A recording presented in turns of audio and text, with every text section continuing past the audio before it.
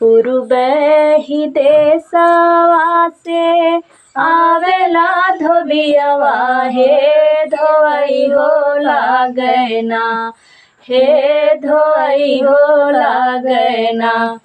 काली मैया के चुनरिया हे धोई हो लागना, काली मैया के चुनरिया हे धोई हो लागना। धोई धोई धोबिया हो फेंक लायक सवा हे सुखाइल आवेना, हे झुराइल आवेना। बिना हवाय बैरिया हे सुखाइल आवेना, बिना घामावा बतसवा हे